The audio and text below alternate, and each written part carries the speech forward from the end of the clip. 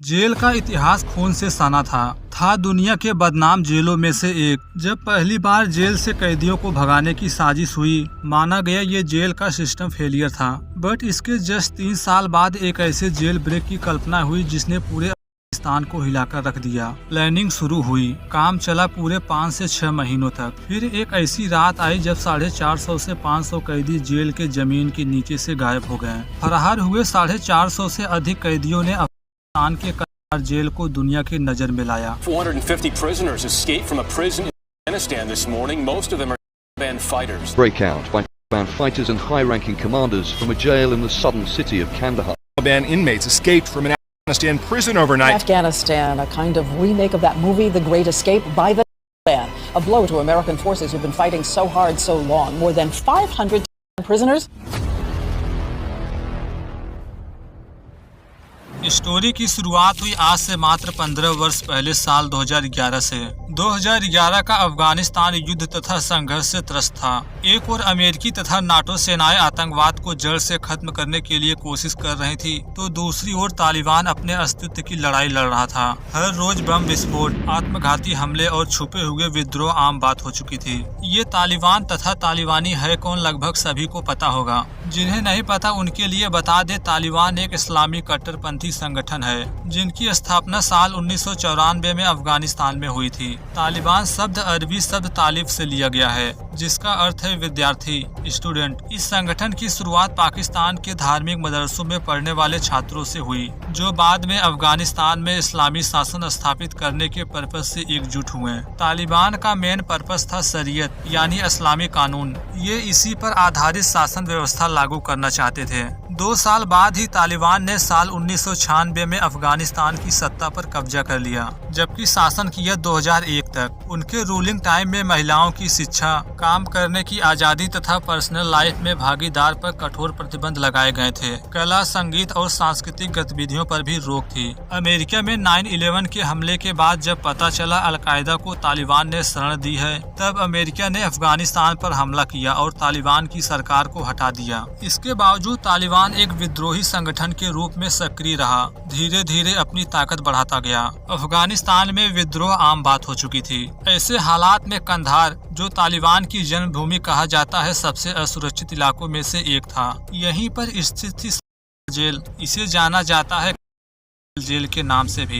इसे अफगानिस्तान की सबसे बड़ी और सबसे कुख्यात जेलों में से एक मानी जाती थी। यहाँ खूंखार तालिबानी लड़ाके, आत्मघाती हमले के आरोपी और अन्य अपराधी बड़ी संख्या में कैद थे। जून साल 2008 में ही तालिबान ने एक जबरदस्त हमले में यहाँ से 800 से ज्यादा अधिक कैदियों को छुड़ाया था। ट्रकों में सवार आत्मघाती हमलावरों ने जेल के मेन गेट विस्फोट किया। सैकड़ों तालिबानी लड़ाके जेल में घुसकर अपने साथियों को बाहर ले गए थे। नई दीवारें बनाए गए, सेफ्टी कैमरे लगाए गए, गार्डों की संख्या बढ़ाई गई। पर अफगानिस्तान में हर सुधार सिर्फ कागजों तक सीमित था। जमीनी हकीकत अलग थी। करप्शन पीक पर था। गार्ड अक्सर रिश्वत लेते थे और मोबाइल फोन, हथियार और बाहर से संपर्क साधने के साधन प्राप्त कर लेते थे। तालिबान जानता था इस करप्ट सिस्टम का फायदा कैसे उठाना है। 2008 के सफलता के बाद तालिबान ने एक नई योजना बनाई, इस बार बिना गोलियों तथा बम के। इस बार हमला चुपचाप होगा, धरती के नीचे से।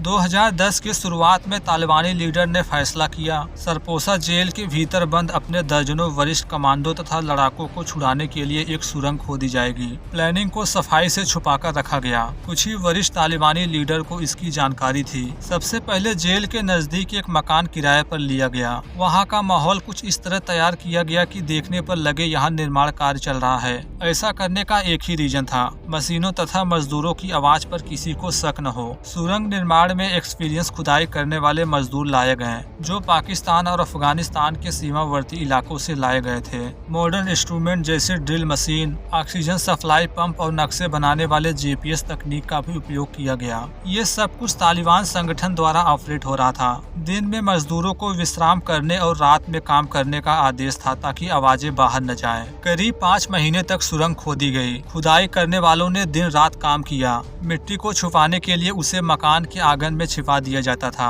या बोरों में भरकर गुप्त स्थान पर फेंक दिया जाता। खुदाई करते समय न केवल सुरंग का मार्ग सीधा करना था बल्कि ये भी देखना था वह जमीन के नीचे मौजूद पाइपों, बिजली के तारों या फिर अन्य रुकावट से न टकराए। सबसे बड़ी चुनौती थी ऑक्सीजन की सप्लाई बनाए रखना, क्योंकि सुरंग लंबी होती जा रही थी और भीतर दम घुटने का खतरा था। सुरंग का व्यास करीब 3 फीट रखा गया था ताकि एक नॉर्मल इंसान आसानी से घुटनों के बल चलते हुए गुजर सके। कुल लंबाई लगभग 360 मीटर थी। सरपोसा जेल की उस ब्लॉक के ठीक नीचे पहुंचना था जहां अधिकांश तालिबानी कैदी रखे गए थे। तालिबान केवल बाहर से काम नहीं कर रहा था, जेल के भीतर बंद उनके कुछ विश्वसनीय कैदी भी इस योजना में शामिल थे। उन्होंने गार्ड के मूवमेंट को रीड किया।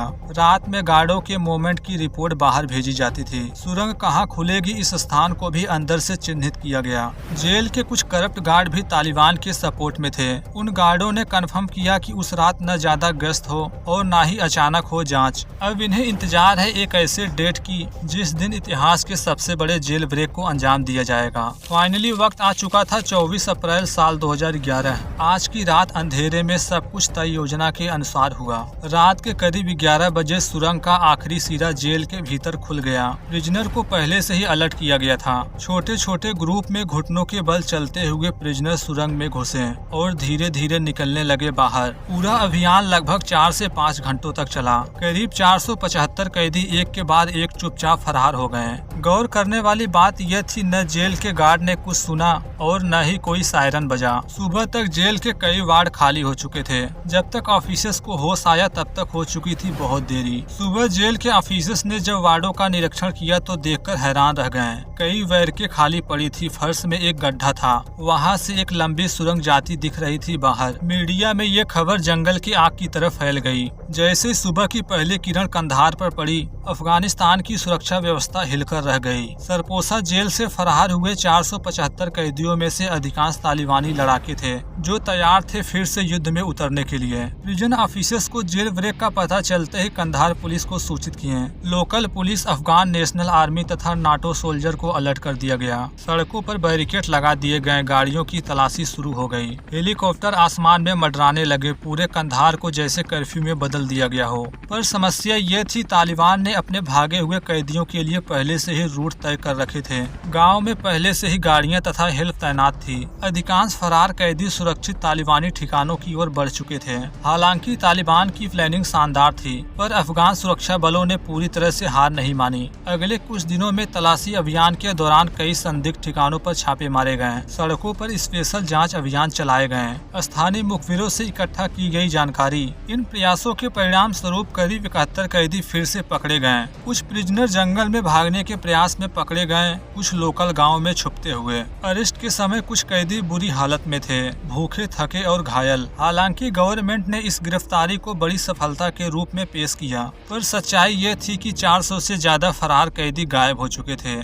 तालिबान ने इस फरारी को अपने लिए एक बड़ी जीत के तौर पर प्रचारित किया। तालिबान सपोर्टर रेडियो स्टेशनों और वेबसाइटों पर इस घटना का गुणगान किया गया। इस घटना ने तालिबान के मनोबल को जबरदस्त बढ़ावा दिया। सैकड़ों की संख्या में नए युवा लड़के संगठन में शामिल होने के लिए सामने आए। अफगानिस्तान में अमेरिका तथा नाटो सेनाओं की जिम्मेदारी थी वे अफगान संस्थानों को स्थिरता तथा सुरक्षा प्रदान करना सिखाएं। लेकिन सरपोसा जेल ब्रेक ने सारी तैयारी की पोल खोल दी थी। सरपोसा जेल ब्रेक के बाद अफगान गवर्नमेंट ने एक जांच आयोग गठित किया। कुछ महत्वपूर्ण सवाल उठाए गए। किसी को भनक क्यों नहीं लगी? जेल के पास के एरिया की नियमित रूप से जांच क्यों नहीं हुई? क्या जेल के गार्डों में से कुछ ने तालिबान की मदद की थी? जांच के दौरान पता चला जेल प्रशासन में भारी भ्रष्टाचार था। कई गार्डों ने एक्सेप्ट किया। उन्होंने पैसे लेकर कैदियों को मोबाइल फोन, हथियार और बाहरी संपर्क उपलब्ध कराए थे। रिपोर्टों में यह भी निष्कर्ष निकाला गया ये जेल ब्रेक केवल बाहरी षड्यंत्र नहीं था, बल्कि भीतर की मिली भगत लागत और प्रशासनिक विफलता का नतीजा था। बट जैसा अफगानिस्तान में अक्सर होता था, किसी भी बड़े ऑफिसर्स को दंडित नहीं किया गया। निचले स्तर के कुछ गार्डों को निलंबित कर मामले को धीरे धीरे दबा दिया गया। सुरंग बनाने वाले मजदूरों का जिक्र इतिहास में लगभग गायब है। कई रिपोर्टों के अनुसार सुरंग खोदने वाले लगभग 10 से 12 पेशेवर मजदूर थे। इन्हें तालिबान में मोटे रकम का वादा कर भर्ती किया गया था। सुरंग निर्माण के दौरान इन मजदूरों को कई बार मौत के खतरे का सामना करना पड़ा, जैसे दम घुटने, सुरंग ढहने या सिक्योरिटी गार्ड द्वारा पकड़े जाने का डर। फिर भी इन्होंने दिन रात काम किया। कई वर्कर को जेल ब्रेक के बाद गायब कर दिया गया ताकि सुरंग का रहस्य हमेशा गुप्त रहे। कुछ सूत्रों के अनुसार तालिबान ने इन्हें पाकिस्तान के सुरक्षित इलाकों में भेज दिया था। सरपोसा जेल ब्रेक ने अफगान युद्ध में कई पहलुओं को बदल कर रख दिया। कंधार और साउथर्न अफगानिस्तान में तालिबानी हमलों में बढ़ोतरी हुई। अफगान जनता का गवर्नमेंट से विश्वास और कमजोर हुआ। वर्षों बाद भी सरपोसा जेल अफगानिस्तान की अस्तित्व का प्रतीक बनी रही। साल 2021 में जब तालिबान ने काबुल पर कब्जा किया, जेल में बचे बाकी कैदियों को भी छुड़ा लिया गया। तालिबान ने इसे अपनी ऐतिहासिक जीत के प्रतीक के तौर पर दिखाया। आज सरपोसा जेल अफगान इतिहास की सबसे शर्मनाक और विस्मयकारी पलों में से एक की याद दिलाती है। केवल एक भागने की घटना नहीं थी, ये संदेश था कि युद्ध केवल बंदूकों और बमों से नहीं जीते जाते। युद्ध धैर्य, योजना, साहस तथा परिस्थिति का फायदा उठाने की कला भी है। ये कहानी आज भी हमें सिखाती है, जब सिस्टम अंदर से खोखला हो तो सबसे मजबूत दीवारें भी गिर सकती हैं। 475 कैदियों के लिए ये सुरंग कोई आरामदायक रास्ता नहीं था। यह एक संकरा, घुटन भरा, अंधकारमय रास्ता था, जहां हर घड़ी मौत का खतरा मंडरा रहा था कैदियों के सर पर। दीवारों से मिट्टी झड़ रही थी, चारों ओर घुप अंधेरा था, दम घुटने जैसी स्थिति थी। कैदी एक एक कर घुटनों के बल लगभग आधे किलोमीटर से अधिक की दूरी को पार कर रहे थे। कुछ लोगों को तंग जगह का डर हो रहा था, यानी क्लास्ट्रोफोबिया। कुछ घबराकर बेहोश हो रहे थे, लेकिन हर कोई जानता है कि अगर वे साहस नहीं दिखाएंगे तो मौत तथा उम्र कैद निश्चित थी। एक कैदी का बयान आया, मैं रेंगता रहा, सांस रुकने लगी थी, लेकिन हर इंच के बाद लगा कि मैं आजादी के और नजदीक पहुंच रहा हूं। आज भी सरपोसा जेल ब्रेक को देखकर विशेषज्ञ हैरान होते हैं। इतनी जटिल सुरंग को बिना आधुनिक सेंसर, बिना निर्माण उपकरणों के कैसे बनाया गया? जेल को इतनी गहराई पर खोदा गया था कि जेल की सुरक्षा दीवारों तथा फर्श की कंपन से भी बचा जा सके। स्पेशल लकड़ी और लोहे के सहारे सुरंग की दीवारों को स्थिर किया गया था। सुरंग में अस्थायी वेंटिलेशन पाइप लगाए गए थे ताकि हवा अंदर खींचती रहे। खुदाई का काम रात में होता था, जब गार्ड होते थे सबसे कम एक्टिवेट। जमीन की मिट्टी, पत्थर तथा जल स्तर का भी अध्ययन किया गया। वर्कर रोजाना केवल कुछ ही फीट आगे बढ़ पाते थे। मशीनों पर स्पेशल कवर लगाए गए थे ताकि आवाज बाहर न जाए। कुल मिलाकर ये एक ऐसी इंजीनियरिंग की उपलब्धि थी जिसे कई आधुनिक सेनाएं भी दांतों तले उंगलियां दबाकर देखती हैं।